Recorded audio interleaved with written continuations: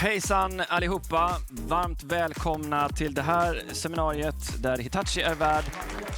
Och vi tittar på frågan om AI en gång. Och jag förväntar mig och tror att många av er under de här få dagarna som vi har i Almedalen redan har varit på något seminarium eller på något sätt berört frågan om AI. Och det har ju även jag gjort den här veckan. Jag heter Niklas Sygholm och har jobbat i energibranschen i 2 decennier ungefär med en rad olika frågor. Och vi har tidigare i veckan pratat om både AI och dess relation till demokrati, tjänsteutveckling. Vi har pratat om AI i relation till energiförsörjningen. Dagens seminarium ställer vi frågan hur det förhåller sig till den svenska affären och värdeflödet, värdekedjan rakt igenom hela den fysiska infrastrukturen. Men innan jag går in och presenterar våra kära gäster som vi ska diskutera det här ämnet med idag, så ska jag bara säga att nödutgången har vi dels inom grinden. Jag antar att flera av er kom in. Det finns en nödutgång också på den här, er vänstra sida av scenen. Och hjärtstartare finner ni också där inne. Så har ni koll på om någonting skulle hända under det här seminariet, vilket vi hoppas att det inte gör. Med det sagt så har vi ämnet presenterat. Ni förstår lite grann om vem jag är. Och då skulle jag vilja välkomna upp Tobias Hansson som är vd för Hitachi Sverige. Varmt välkommen upp. Oj, med jubel till och med. Ja, alltså så här då. Jag står här borta lite behörigt avstånd. Det är väldigt långt. Lite level. Jag håller med. Och här är vi lite mer så. kompisar. Ja. Så här, är det historia i Sverige lång? Den sträcker sig 125 år i Ludvika. Men ändå, för den som till äventyrs inte skulle veta, vad är Hitachis eventuella koppling till frågan om AI och vad ni gör? Ja. Vill du ge oss den introduktionen, är du snäll? Nej, men man kan ju se det som att alla frågor leder till detta energisystem. Det verkligen känns så på årets Almedalen. Det handlar om beredskapsfrågor, det handlar om motståndskraftsfrågor, det handlar om konkurrenskraft, har vi haft en panel på här tidigare idag.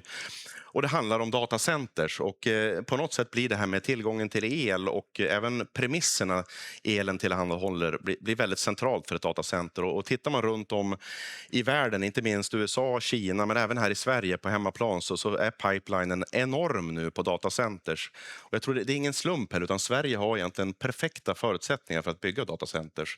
Så det här med tillgång till el och elöverföring som vi grejer med, det blir centralt. Ja, det var svårt att undvika i tidningarna att ni expanderar massivt. Ni bygger ut nya fabriker på flera ställen i landet. Ni rekordrekryterar.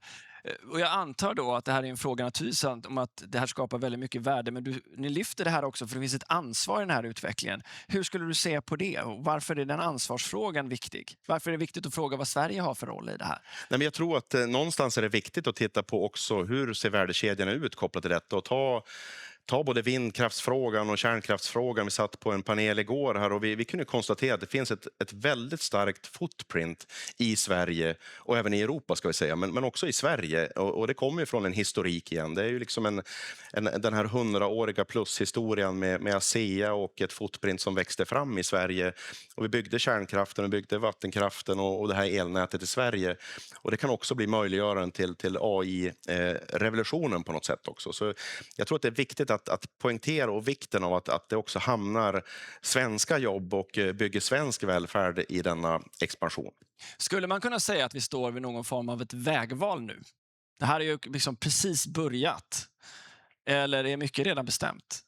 Men jag tror att det är ett vägval och det gäller inte bara AI utan det gäller väldigt många av de här frågorna. Det finns en viss risk att det blir någon form av fly-in, fly-out värdekedjor som etablerar sig tillfälligt men sen kanske försvinner på någon annan plats så att det inte bygger den här välfärden som vi också vill ha. Sen gäller det att det är ändå rätt premisser och rätt balanser i hela och det finns ju en annan ytterlighet att vi ser liksom Sverige som en isolerad ö eller kanske till och med Europa. Det finns ju sådana indikationer också som pågår här nu och det tror jag också är fel.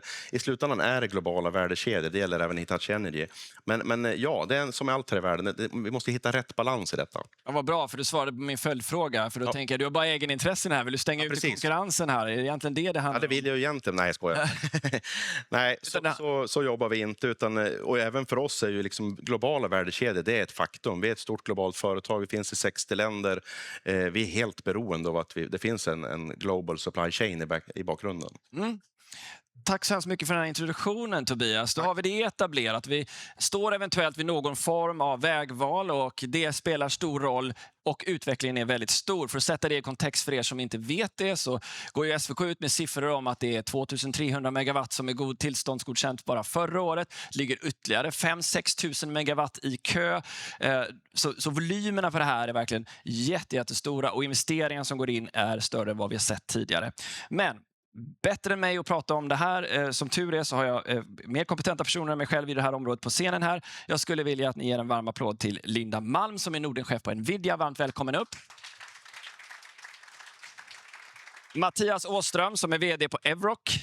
Varsågod. Varmt välkommen upp. Peter Mikkelsson som är vd på Ecodata Center. Och Andreas Regnell som är chef för strategisk utveckling på Vattenfall. Varmt välkommen upp. Tack så hemskt så mycket för att ni har tagit er tid att vara här och ge er perspektiv på den här frågan. Linda, om jag börjar med dig. Du har ju någon form av både som svensk men också en Nvidia-perspektiv på den här frågan. Vi lyfter ju på den egentligen i rubriken redan. Vad ser du när du möter de olika länderna från Nvidias perspektiv? Vad frågan om en strategi för försörjningskedjan in till hårdvaran för AI spelar för roll? Jag skulle vilja lyfta din fråga lite grann. På Nvidia så pratar vi ju mycket om då värdet av AI och för att kunna maximalt få ut ett värde så pratar vi om fler lager. Vi pratar om el, vi pratar om chip, vi pratar om infrastruktur, beräkningskraften. Men vi pratar även om modeller och applikationer. Med det sagt, så det som vi ser idag är ju att de nationer och organisationer som idag har säkrat upp sin kapacitet, beräkningskapacitet, är också de som kommer utveckla nästa generations AI-modeller och lösningar. Med det sagt så ser jag att om man gör en inflygning på Norden och Sverige specifikt, att det är ju en risk att vågar vi inte ta och investera i beräkningskapacitet själva så hamnar vi sist i kön. För nu skalar många bolag globalt och det är ju det vi ser i era datacenters. Mattias, du har lite annorlunda kunder, men vi ser ju många utländska aktörer som just fyller våra svenska datacenters och även kommande hallar som är planerade för många år framöver. Och det är ju en stor risk.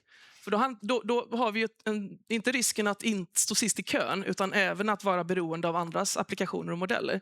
Och det är inte alltid bra för svensk konkurrenskraft och innovation.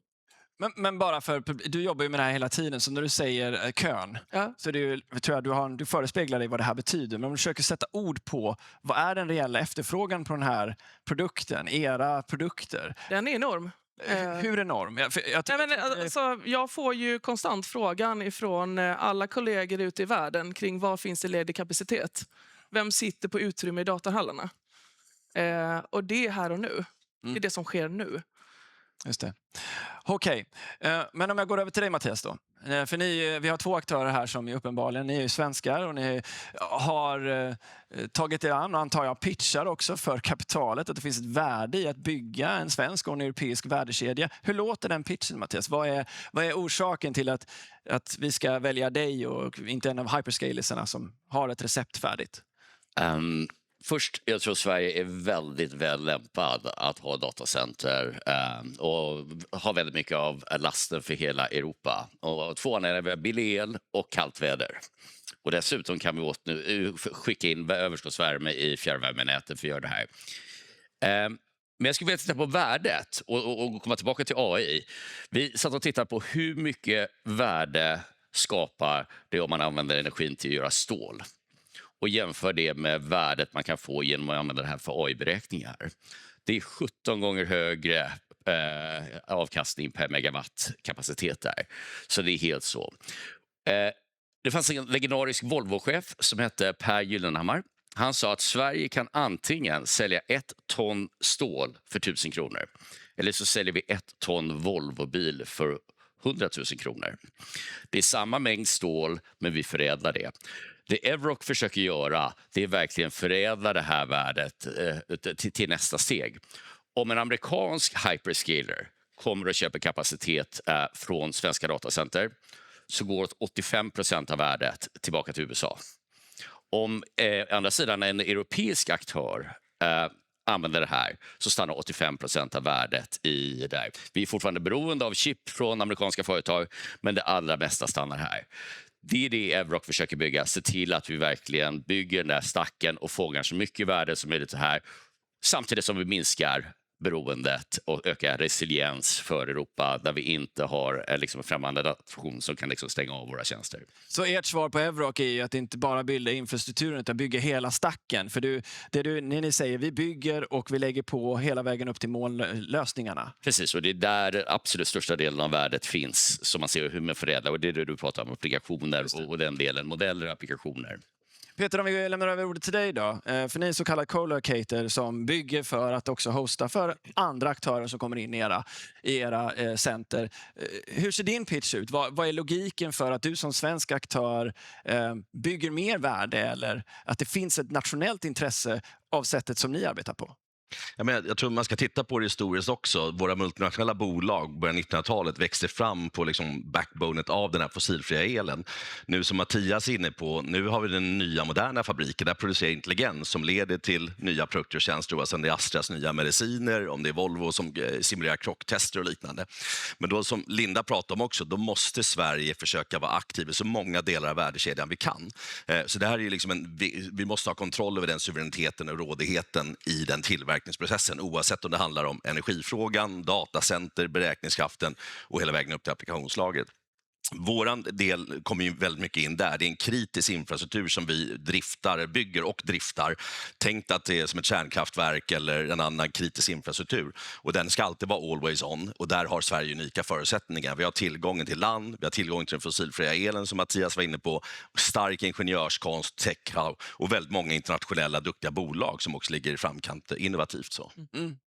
Jag ska ställa den här frågan givet kontexten att vi gillar direktinvesteringar från utländska aktörer även i Sverige. Va? Men jag är från Västerås och där så kom ett irländsk bolag in och så byggde man ett datacenter och det gick rackans fort. Det tog bara några månader och så var de därifrån igen. Om man vänder på kuttingen då, varför ni? Och varför inte bara använda? Vad spelar det för roll menar jag? Nej, men det är också ett unikt tillfälle för Sverige att skapa arbetstillfällen. Så är det om du väljer att ta det här med rätt approach. Och hur vi har försökt jobba mycket med lokalpolitikerna. Så vi går till KSO-erna, sitter ner, pratar om etableringar. Vi har en modell där 58% av capex går tillbaka till lokalsamhället, lokala byggare, elektriker, annat och även vår egen driftpersonal. Och sen hur vi kan använda restvärmen som blir över, koppla in i fjärrvärmenät och andra delar. Så att tittar man på det som ett systemtänk, då finns det otroligt mycket värde datacenter också lokalt kan skapa och inte bara den här nationella enabla AI-strategin, utan det händer någonting lokalt också. Och för oss har det varit ett sätt att ge tillbaka lite. Många andra kör ju mer en fly-in, fly-out på det som du är inne på stora etableringar. Vi har ju då, när vi går in exempelvis tog över Northvolts anläggning då, gamla pappersbruket från Stora Enso i Kvarnsveden i Borlänge. Där kommer vi bygga i 10 års tid. Vi bygger ett helt ekosystem av byggare som stannar över tid och sånt. Så du slipper den här modellen med korta projekt, oljeriggs, flyga in, flyga ut och sådär. Så Hur många jobb handlar det om? Vi kommer vara snart 1000 byggarbetare på sajten. Vi är nu 700 i Borlänge, 300 byggarbetare på sajten i Falun. Vi håller på att färdigställa den. Rampar upp till 1000 snart och sen kommer vi sitta på ungefär 200-300 driftpersonal också från Ecodatacenter. Andreas, det är jättekul att ha dig här också. Det är nästan alltid så att när du och jag diskuterar så är det mycket energisystemsfrågor. Ja, det blir ofta så. Det blir ofta så. Men jag tänker jag ska försöka tweaka om det här lite nu. För att, nu får du ta rollen som Vattenfall som det samhällskritiska infrastrukturbolaget med väldigt mycket data. Ja. Och, vi har ju pratat om vikten av att ni har data så att ni kan effektivt förvalta den här enorma miljarderna ni investerar i infrastruktur. Spelar det någon roll för er hur det ser ut med vem och var datan ligger, hur infrastrukturen ser ut, ägandet bakom den när det kommer till att hantera svensk strategisk infrastrukturdata? Det var ett tungvrickande ord. Ja, det finns väl 2 svar på. Den ena är idag så har vi vad vi har och det fungerar ju.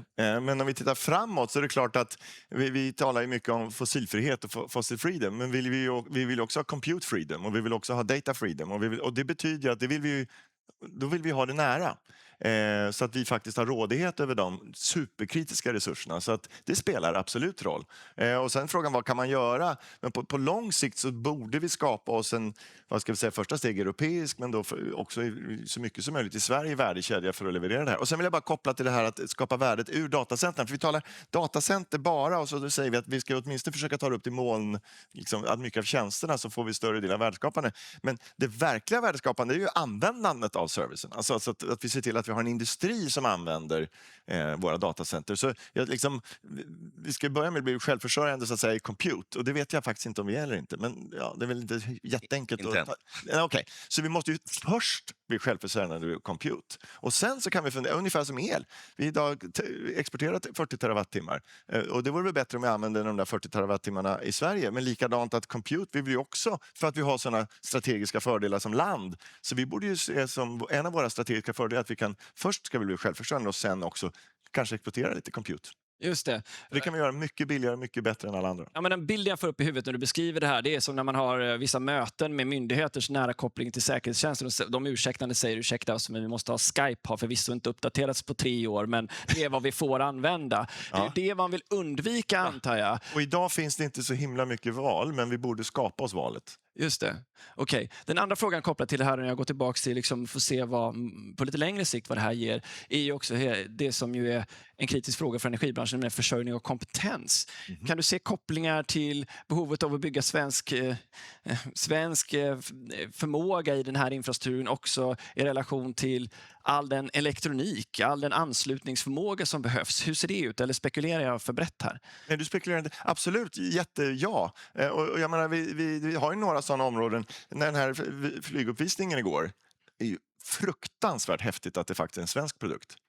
Och vi kommer bygga en ny svensk kärnkraft i Sverige. Det kommer skapa massa teknikkluster och kompetenser. Och likadant det här ska vi också se till att vi gör det. Så kan vi fortsätta att vara extremt i framkant i liksom många stora teknikområden. Och det finns ju synergi mellan dem också. Och vi tittar framåt nu då. Vi vänder på det. Så jag menar, din utblick över det internationella aspektet här är ju stort här, Linda. Jag tänker, vad ser andra när de ser Sverige? Vad ser de för typ av plan? Hur skulle du beskriva det? Jag skulle säga att, lite tillbaka till talang, att vi har en enorm talang. Vi sitter på ett fantastiskt startup scale-up vad heter det? Scen, eller Plattform. plattform. Tack. Min Almedalshjärna har börjat sätta sig. Det är förlåtet, det är torsdag. Förlåt mig. Så att blickarna är ju på Sverige. Jag menar, vi har ju väldigt stor framgång när det gäller digitalisering. Väldigt framåtlutade. Och varför kan vi inte vara det på AI-sidan också? Men det man ser är väl att vi är väldigt försiktiga i Sverige med att ta lite risker, långsiktiga investeringar. Jag tycker Sverige är ett bra exempel där ett konsortium med starka industribolag går samman för att säkra sin framtid faktiskt. Och sin konkurrenskraft. Samarbetet i Linköping, Circle AI som du lyfter här. Ja, för man kan ju bli lite förvånad när man hör att Tyskland tar en strategisk plan på regeringsnivå för hur man ska bygga AI-datacenter. Koppla det till sin egen BNP-utveckling. Frankrike är likadant. Irland har gjort det sedan länge. Vad spelar det här för roll? Jättestor roll.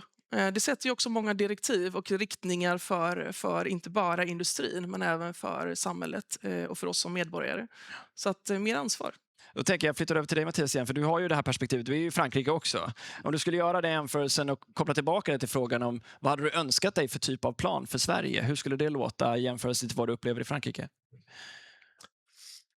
Det vi behöver göra är se till att myndigheter och företag hanterar sin rådighet. Det kanske inte är så smart att lägga ut tjänsteinformation på amerikanska molntjänster och göra sig helt beroende av amerikanska AI-tjänster. Det är 3 problem med det. För det första riskerar du att all data som du använder en AI-tjänst åker till USA. Nummer 2, USA kan blockera den, precis som man gjorde med Anthropic Fable för en vecka sedan. Och nummer 3, skattepengar och företagens pengar går till att göra amerikanska företag mer för.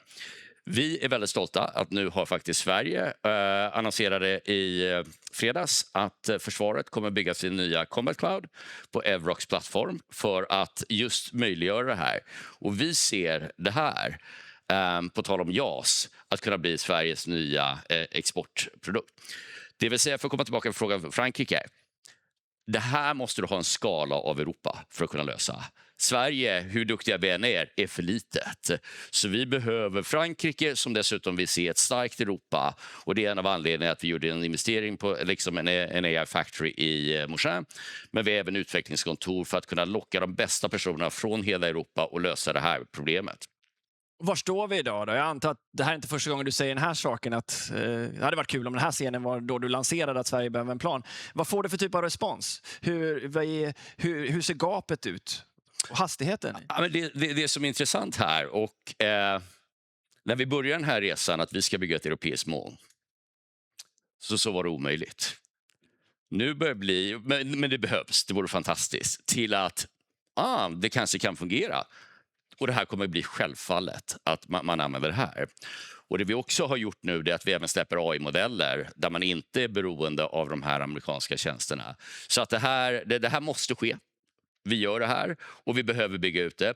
Men som sagt, datacenterna är bara en del av det som vi behöver, utan det är liksom hela stacken upp där, inklusive det du sa, få företagen att kunna använda de här tjänsterna utan att ha datacentret i källaren och göra det för att skydda informationen. Okej, vi förstår att det här är inte bara en svensk, det är en europeisk fråga. Det är en del av den europeiska debatten. Peter, Och även en nordisk fråga skulle jag säga. Och även en nordisk fråga, ja absolut.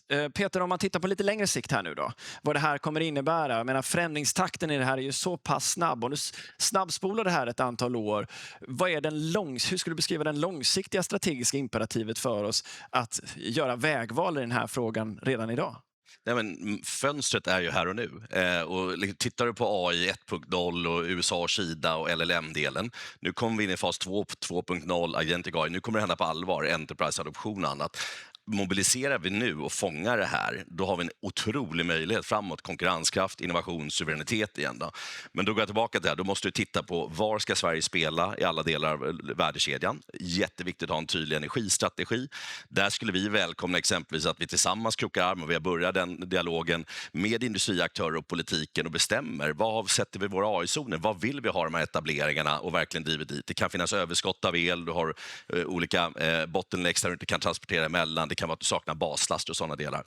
Så en tydlig kraftstrategi, tydligt peka ut som andra länder har gjort. Datacenter är någonting vi behöver ha i landet för det är där som du har den här digitala infrastrukturen och beräkningskraften. Med det sen kan du börja driva på med adoption för som du var inne på tidigare, det är där värdeskapandet i slutändan sker. Men glömmer du basplattan så har du inte motorn för den bilen du vill köra.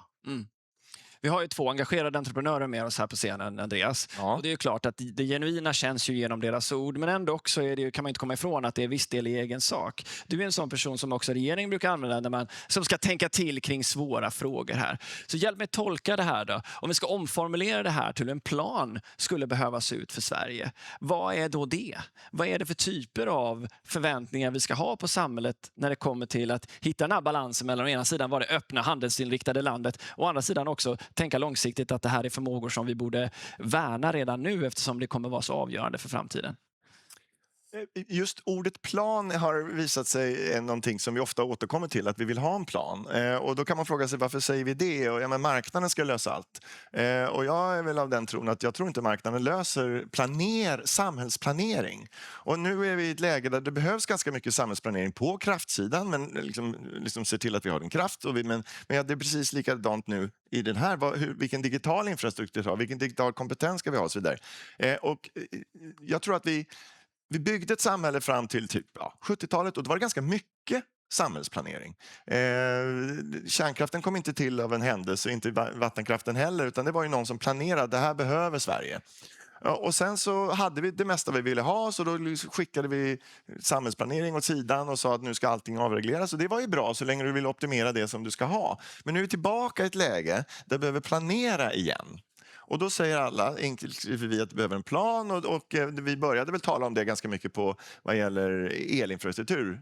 Och liksom, var ska vi ha efterfrågan, var ska vi ha utbud? För ställer man på olika ställen så blir det bara dumt och dyrt. Ja, för då var det så ni, det här är en timingfråga och det är det här också. Ja, det här är också en timingfråga. Och nu har Svenska kraftnät fått det uppdraget. Men nu, jag tror det behövs ett precis likadant uppdrag på digital infrastruktur. Att någon som vi litar på måste faktiskt få ett uppdrag att planera det här. Men jag var en av alla de som gick in och läste digitaliserings- eller AI-strategin när den kom. Ja. Det var väldigt lite om själva infrastrukturen. Mycket var om allting med hur den skulle användas och tjänsterna. Ja. Jag får Jag tror att känslan... den kopplingen gjorde man av varför vet jag inte riktigt. Men det är som du säger, vi kan ju inte säga att vi vill ha en snygg bil men ingen motor. Det går ju liksom inte. Det går fort, man är roligt. Tack så Ja. mycket för det. Melinda, du ska få avsluta detta. Vi ser ju Jensen Huang. Han är en syrlig person från ett bolag. Välkänd numera. Rik också. Men han är ju runt och skakar hand med massor med statsledare och signar den här typen av långsiktiga strategiska avtal även på regeringsnivå. Vad skulle krävas och vad skulle det betyda för att göra den här typen av samarbeten mer? Och hur kommer vi dit? Som nation? Ja. Nej, men lite som jag sa innan, jag tror man behöver våga ta mer ansvar i frågorna som vi har diskuterat här och nu. Man måste förstå vad det är man utsätter nationen för om man inte agerar. Vilka risker det innebär. Det tycker jag att det börjar ske, men nu står vi inför ett nytt, det är ett valår i år, så vi får se vart det leder och vad det innebär för oss. Men det är ju en extremt viktig dialog som vi för, men jag tycker att i Sverige för vi mer dialog, inklusive Jensen. Vi har mycket samtal med industribolagen och själva ingenjörskonsten och de som representerar det sammanhanget. Så det känns lite som att Sverige har lagt besluten i händerna på näringslivet. Det får bli avslutningsorden. En varm applåd och tack så hemskt mycket till den här första panelen. Det är ett deltagande. Tackar. Tack så hemskt mycket. Tack. Superbra.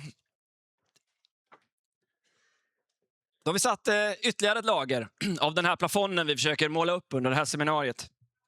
Precis som jag sa i första gången så behöver jag ju hjälp att förstå vad allt det här betyder. Och då har jag, som tur var, 4 bra personer till som jag vill kalla upp nu i panel nummer 2. Så vänligen, ge en artig applåd till Fredrik Olofsson som energipolitisk talesperson för Socialdemokraterna. Varmt välkommen upp. Malin Fränning som är vd på RISE. Varmt välkommen. Magnus Persson, vd på Skanska. Kul att ha dig här. Ja. Och så välkomnar jag också upp dig Tobias Hansson, dig från vd på Hitachi Sverige då såklart. Yeah. Välkommen upp igen. Första gången. Jaha du Fredrik, vi har ju stått på paneler många gånger för du och jag och vad gäller frågor som är stora i energisystemet. Här har vi ett vägval som det målas upp. Hur är du får den här breda första frågan för jag vill ge dig den friheten här. Sen beroende på hur du svarar kommer jag smalna av den. Håller du med om den här problembeskrivningen från panel 1? Jag håller med om att vi inte idag i Sverige har en sammanhållen plan om vad vi ska bli, vad vi ska leva på och vilket väg samhället ska ta. Det är beslut som i stor utsträckning fattas av näringslivet. Det fattas emellanåt på det här området av några kommunalråd och energibolagsdirektörer. Och jag tror inte att det håller, jag tror inte att det funkar om vi ska få ut det värde vi vill ha och jag tror heller inte att vi kommer att ha acceptans i grund och botten från våra medborgare i förlängningen. Därför att många av de här besluten får stora effekter, det är systempåverkande på så många sätt. Så politiken måste vara med och våga kroka arm med både näringsliv och fackliga organisationer för att vi ska ta det här framåt. Men det är ju reform delvis du förespråkar nu då. Du är ute och så pratar vi om dilemmat med det kommunala planmonopolet och den makten som ligger där i. Kanske är det inte där det bästa beslutet bör fattas om strategiska resurser för landet. Försörjningen, möjligheten att få vad Sverige får de här etableringarna och vilka det är som kommer hit. Det här kräver ju rätt mycket alltså från en statlig aktör vad gäller statsmannaskap. Ja, precis. Och jag är inte emot att näringsliv och kommunalråd fattar beslut. Någon måste ju göra det till sist. Men eftersom staten inte gör det, eftersom staten inte ger en vägledning, eftersom vi inte tar det här greppet från regering och riksdag, ja men då kommer det ju bli så här fragmenterat. Och vi kommer få leva med de beslut som någon annan har fattat i stor utsträckning. Jag tycker att det är det är problematiskt. Risken är också att vi missar väldigt mycket värde i det här framåt och att vi inte hamnar på den liksom nivå där vi ju känner att vi är värda att vara på, för vi har vår historia av att vara duktiga i de här skiftena. Men då har staten varit mycket mer aktiv än idag. Det här med, Malin, du är ju vd på en stor forskningsorganisation. Det här med, en del av pitchen är ju naturligtvis hårdvaran, men att bygga kompetensen ovanpå. Ja. Från ert perspektiv, hur knyter det här an till frågan om vikten med nationella resurser kontra fly-in, fly-out? Vad spelar det för roll ur ert perspektiv? Jag ska svara på frågan, men jag tänker att jag skulle börja utmana lite grann i din ursprungsfråga kring ett vägval. Jag tycker inte att det finns ett val längre. Vi har redan passerat själva valet i ordet vägval, utan vi har en väg framåt. Och konsekvenserna om man inte går den här vägen med digitalisering, AI/energi, den vore ju förödande. Det är liksom bara att säga det. För om man tänker efter, vad innebär det? Jo, men det innebär att vi inte kan växa upp bolag, vi får inte konkurrenskraft och så vidare. Alltså vi får ju inte en ekonomi som fungerar. Så det liksom, vägen är ganska tydlig. Och som flera har varit inne på, så vi är ju inne i det här huret. Och då är ju, för att komma till din fråga, kompetens otroligt viktigt att du bygger det från början. Så det är klart att vi behöver bygga kunskap kring AI, digitalisering redan från början i alla yrken. För det som vi kan vara säker på, precis som det var ett skifte på 90-talet, det är att samma skifte händer nu. Tekniken finns, allting finns och hela världen är på gång i en riktning. Och inte vi med där, då hamnar vi på efterkälken. Och precis som flera har sagt, vi brukar vara duktiga på det här, men nu känns det lite motigt. Och jag tror att alla delar, det vill säga staten och näringslivet, alla behöver göra det här gemensamt. Och vi har ju en stor offentlig sektor där man måste göra den här förändringen också. Och där lägger vi otroligt mycket pengar också på IT och IT-utveckling. Men där skulle staten kunna göra en samling, och vi behöver samla oss kring kompetens generellt på universitet, på institut och så vidare för att komma vidare. Men jag tycker att skiftet är redan gjort. Utan nu måste vi bara öka takten på vägen, annars hamnar vi efter. Men förstår jag det rätt? Skiftet är redan gjort i det att vi måste ta den här vägen. Att tänka på den svenska försörjningen av kompetensinfrastruktur. Ja, absolut. För motsatsen vore ju förödande. Och vi pratar också mycket kring att digitalisering och energi är två olika saker. Men det är det ju inte. Nu sa Andreas att vi har en energiplan. Men varför lägger vi inte ihop det här? Det är ju två delar av samma mynt, tänker jag. Någonstans. Det är klart att vi använder energi till annat också. Men att energin kommer att gå till den här typen av AI eller digitalisering data, det är ju självklart. Och varför inte göra planeringen tillsammans så att vi får det. För det gjordes faktiskt en gång i tiden. Jag har min bakgrund i det digitala bredband och vi har faktiskt gjort en sån planering i dåtiden. Här kommer en följdfråga när jag kommer tillbaka till just byggnationen av det. För jag tänker att det här kan vara... Ofta pratar vi när det gäller utbildning och försörjning av kompetens om STEM. Science, Technology, Engineering och hela den delen. Vi behöver en bredd och flora av det. Det som kommer med AI här är ju en betalningsvilja för en väldigt specifik kompetens som är globalt eftertraktad. Och som när jag pratar med de här aktörerna som etablerar för Sverige säger fantastiskt, den finns ju här också. Men den kostar ju ingenting. Så att ha en duktig svensk ingenjör är ju en tredjedel, en femtedel av att ha en i Silicon Valley. Här gäller det ju på något sätt, hur kan man se på det här att det blir som nyckelkompetenser som blir väldigt avgörande för stora delar av det som är landets strategi? Men det är klart att det finns nyckelkompetenser som är brist. Men jag måste säga att jag tycker att vi har bra kompetens i Sverige för att göra det här skiftet. Det kan vi slå fast. Hur behåller vi dem? Alltså, hur får vi dem att vara kvar här? Och det handlar egentligen om att vi fortsätter göra den här utvecklingen. För det är klart att om man är ingenjör som jag, då vill man ju vara med i den här utvecklingen och bidra. Och vi alla brinner ju för Sverige och för Europa och att vi ska stärka konkurrenskraften. Så att det vi har pratat om, de här olika lagren, får det hänga ihop. Fortsätta utbildningen så att vi förstår vilka faktiskt yrken också som komma skall. Det är bara att se idag. Vi förstår ju alla att yrkeskatalogen kommer inte se likadan ut om 10 år, 5 år. Och det gör det ju inte idag heller om vi jämför med 20 år tillbaka eller bara 10. Så att börja den utvecklingen och kanske ligga lite närmare universiteten för att få det här att hända lite snabbare. Det var en superbra länkning. Alltså, så på det sättet hänger kompetensen också ihop i samma typ av narrativ. Men som man går till dig då, för jag tänker, här dyker ju någonting nytt upp. Det har ju funnits ett tag med att bygga datacenter, men den här kraften som vi ser nu, för er som är så väletablerad leverantör av hur vi bygger Sverige, hur ser ni på framväxten av det här området som AI-infrastruktur innebär och er position, och varför just er position skulle vara viktig jämfört med alla andra i konkurrensen, kopplingen till Sveriges strategi och intressen? Hur låter det? Nej, men jag ser ju framför mig det här kommer bli en enormt viktig fråga framöver. Jag menar, vi är med och bygger Sverige och då har vi byggt stabil och viktig infrastruktur. Det var transportinfrastruktur, det har varit VA-infrastruktur, det har varit energiinfrastruktur. Nu kommer vi digital infrastruktur och infrastruktur. Det här är liksom ett backbone för det framtida Sverige som behövs. Så där tänker vi, kommer vi att ha ett behov av att vara med och bygga. Och det är nu that window of opportunity att hoppa på och se till att vi är med och skapar detta i Sverige och skapar svensk konkurrenskraft.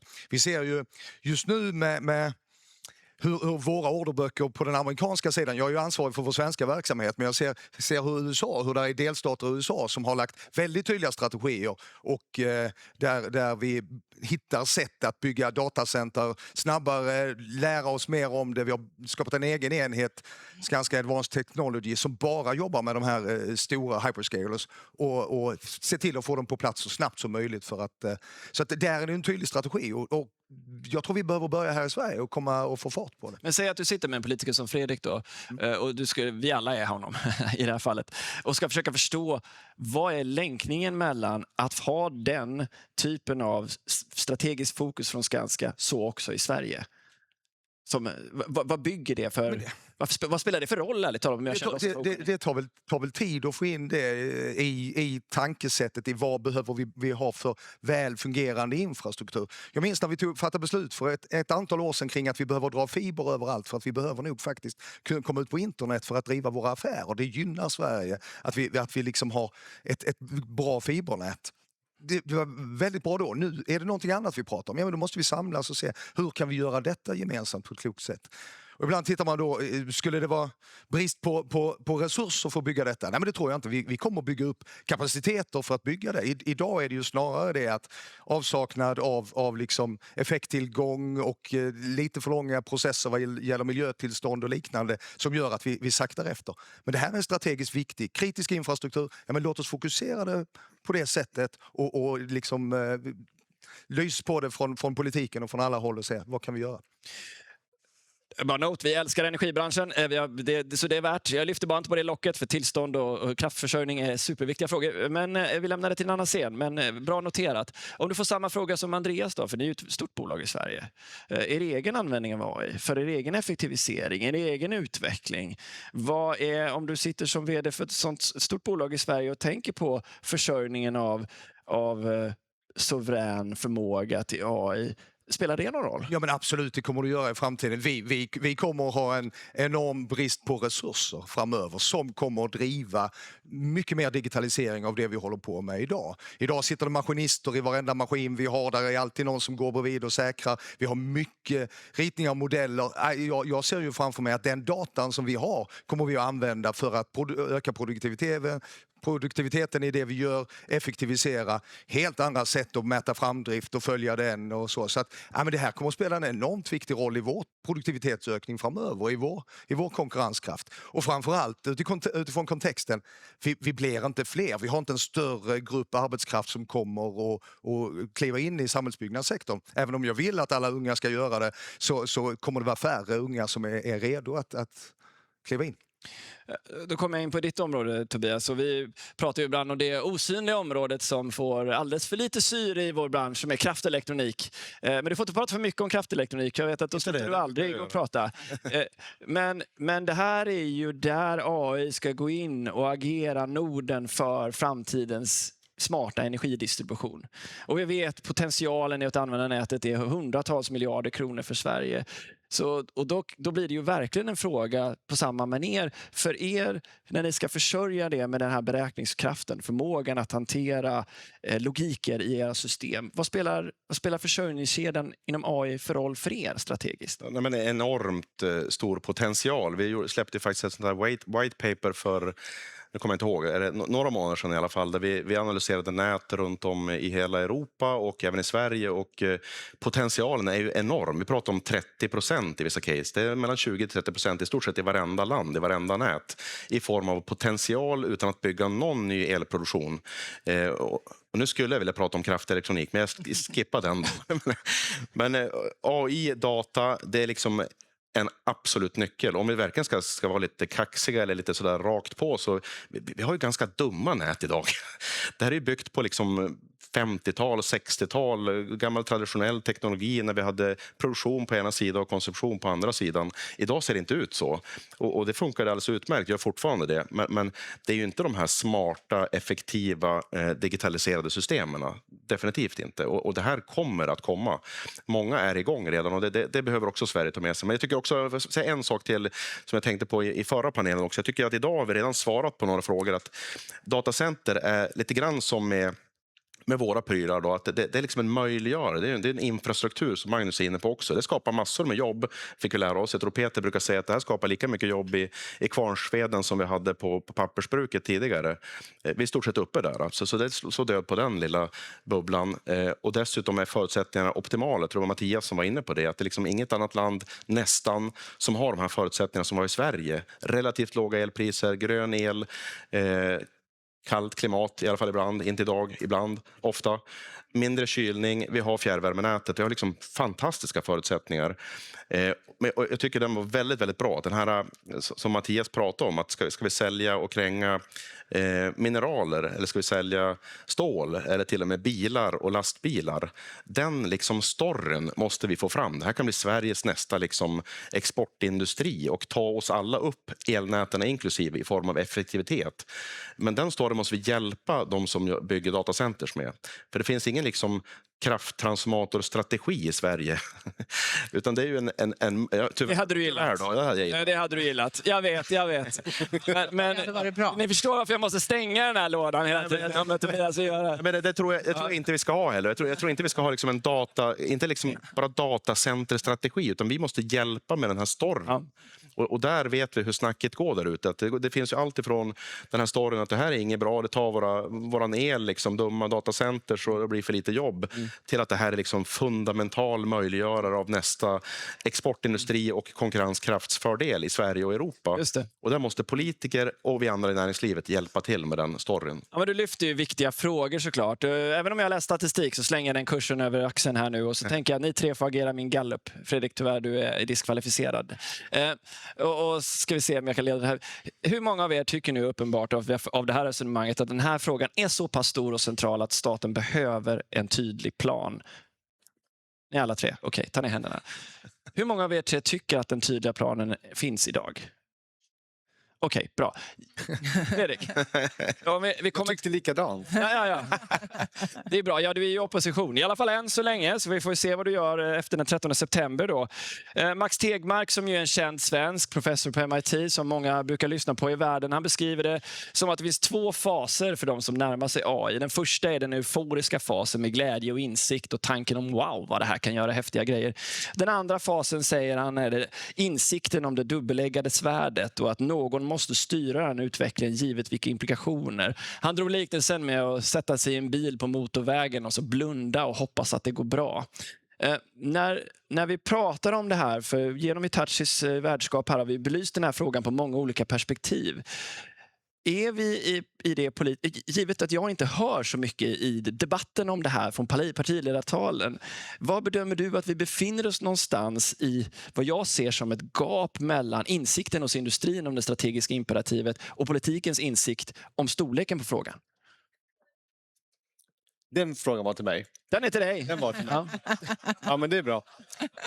Jag tror att vi är på väg till det där andra steget där det problematiseras i större utsträckning. Och det är ju på vägen till att faktiskt få någonting verkligt fungerande på plats. Så det tycker jag är bra. Vi har i grunden en väldigt optimistisk syn på ny teknik. Vi vet att det är den gamla som är otäck att hålla fast i, för då blir man omsprungen, samhället blir sämre och allt sådant. Men det finns massa målkonflikter på vägen. Det finns fördelningspolitik i det här. Vi är inte så intresserade av att bli av med värden som bara försvinner till amerikanska jättar och inga jobb i Sverige till exempel. Så att därför måste vi jobba med en annan approach än vad marknaden själv kommer att skapa. För det är det vi är på väg till i praktiken. Och då får vi motstånd. Vi ser på Irland där 20-25% av elanvändningen går till den här sektorn. Och det folk blir förbannade för att elpriserna blir höga. Det kommer att vara en av de stora frågorna i mellanvalet i USA. Det är många delstater som ligger långt fram, kan man säga då, också får motstånd. Så det här är precis som all annan samhällsförändring. Man måste både prata om möjligheterna, man måste styra det så att det blir rätt och att vi får de värden vi vill ha och bygga det samhälle som vi alla ser att vi behöver framåt. Sen kan vi tycka lite olika om många av de här frågorna, men liksom riktningen och att vi behöver göra det tillsammans, som vi är så bra på traditionellt i Sverige, den måste liksom ligga fast som plattan här. Jag vet ju också att ni politiker älskar hypotetiska frågeställningar. Så därför tänkte jag att avsluta med en sådan till dig. Och nu har jag ju inte regeringen här, så att ni får inte anklaga mig som moderator och vara partisk sen efteråt. Men hej och välkommen nästa näringsminister, Fredrik Olovsson. Du är nu tillsatt. Det är jättetrevligt. Grattis till valvinsten och att ni lyckades forma regering. Vad är nu dina löften i frågan om att hantera svensk AI-infrastruktur för 2027 och framåt? Ja, de viktiga löftena är faktiskt att ställa en del krav. Dels så tror vi att i det korta perspektivet måste vi ge de aktörerna som nu står och ska fatta beslut, de måste få någon vägledning i detta. Det är våra kommuner i första hand. Det är väldigt aktuellt. Och de behöver liksom en riktning framåt. Vad vill vi? Det andra är ju att vi måste se till så att vi bestämmer mer, och det är ju svårt, över tilldelningen av anslutning framöver. Det kommer att vara en viktig fråga för oss. Och vi kommer att vilja ställa krav på de aktörer som påverkar hela systemet. Man måste komma med egen el, man måste ta hand om sin processvärme och man måste också kunna leverera till Sverige. Och helst gärna regionalt och lokalt. Beräkningskapacitet och det vi behöver också framåt för att kunna utveckla alla de andra delarna som digitalisering och AI möjliggör. Annars får vi svårt att få det här att gå ihop. Och det lovar jag då. Och koppling till suverän förmåga spelar roll. Absolut, jättestor roll om det är där ute efter. Yes. Men jag la det inte alls i munnen på honom. Det gör det verkligen. Nej. Hörni, superbra. Viktiga perspektiv. Tack för att ni sätter scenen och förklarar storheterna för oss. En varm applåd till den andra panelen. Tobias, vänligen stanna kvar och bara runda av det här.